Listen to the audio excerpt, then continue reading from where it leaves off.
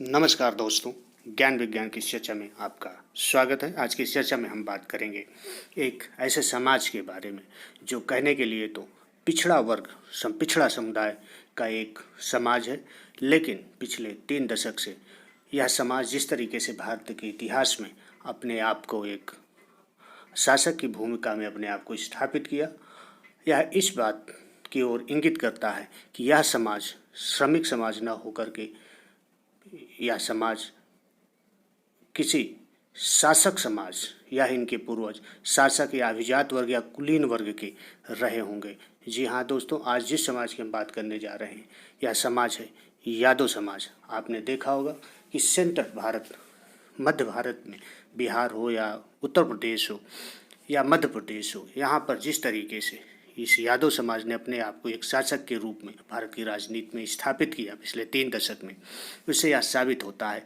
कि यह समाज जरूर ही पिछड़ा वर्ग में, भले ही पिछड़ा वर्ग में यह समाज हो, लेकिन यह पिछड़ा वर्ग नहीं है। जरूर इनके खून में कहीं ना कहीं एक शासक छुपा हुआ है और यह समाज शासक की भूमिका में नजर आता है। तो आज इस वीडियो में हम यही विश्लेषण करेंगे कि क्या यादव समाज भी तथाकथित जो परंपरागत जो शासक क्षत्रिय होते हैं, क्या ये भी क्षत्रिय हैं? क्या ये भी, इनके भी पूर्वज क्षत्रिय रहे हैं और क्या ये भी शासक रहे हैं? यही इन्हीं सब बातों को इस वीडियो में हम पूरा विश्लेषण करेंगे। इसके लिए हमें इतिहास में चलना होगा और इनकी वंशावली पर विश्लेषण करना होगा।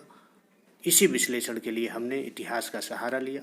ज़्यादातर संदर्भ जो इस वीडियो में पाए जाएंगे वो महाभारत से लिए गए हैं, पौराणिक भी है और प्रमाणिक भी है।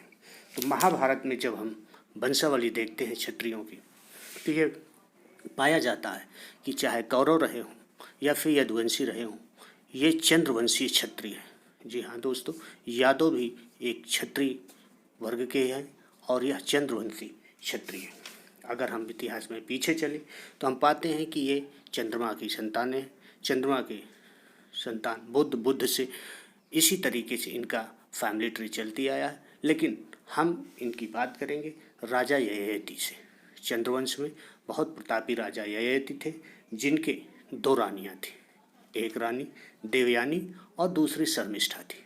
देवयानी से एक पुत्र यदु पैदा हुए और शर्मिष्ठा से पुरु पैदा हुए।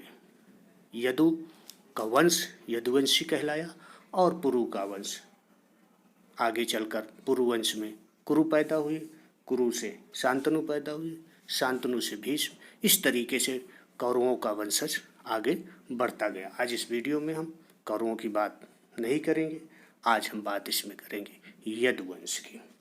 तो ययाति के पुत्र जो देवयानी से पैदा हुए थे राजा यदु ने ही कहा था कि इस वंश को आगे चलकर यदुवंशी कहा जाएगा।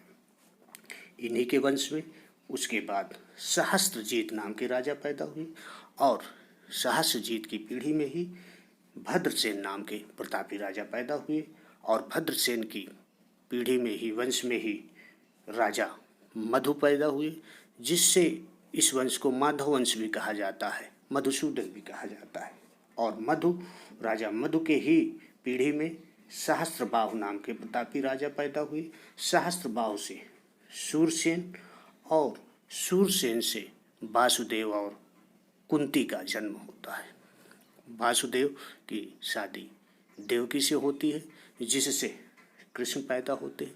कुंती का विवाह कौरव वंश के पांडु से होता है और जिससे 5 पांडव पैदा होते हैं।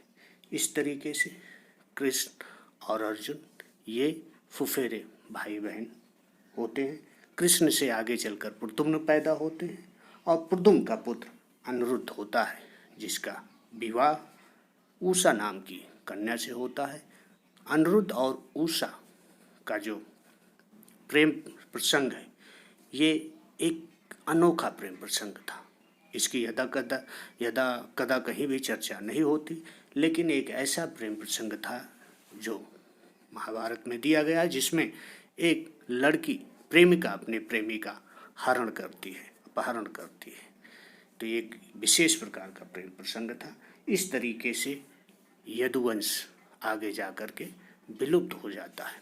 और जो आज के यादव लोग हैं जिन्हें अहीर कहा जाता है वो चंद्रवंशी क्षत्रिय हैं।